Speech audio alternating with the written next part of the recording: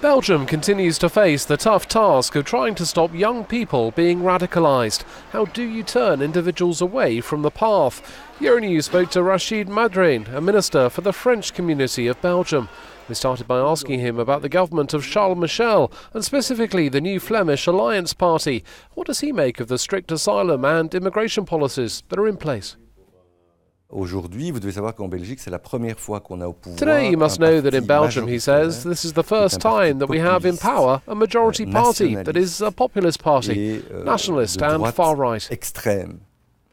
But they're on the extreme end of the far-right. They have a vision of the world which is ultra-liberal, a neoliberal vision where the human is nothing but a number. I have a vision of a socialist, internationalist, universalist, and they have a nationalist vision and a confederalist vision in Belgium. So they want a split and the end of the country.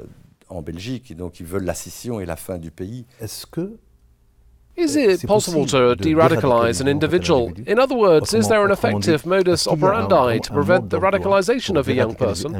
What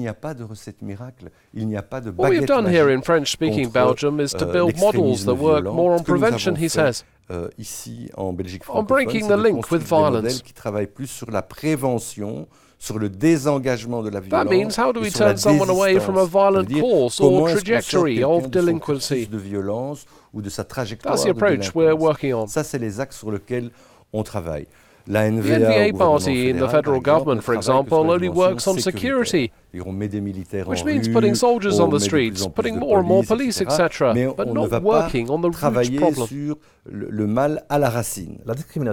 Is positive discrimination a solution in the fight against racism, in your opinion?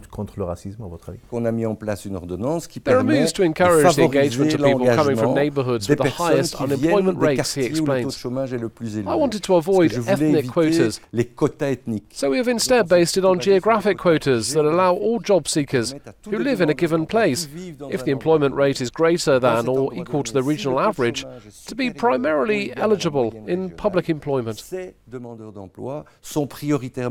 has given results, and today we see, with all the changes that have been put in place, that unemployment levels among the under-25s has fallen and has been falling in Brussels continuously for nearly 60 months.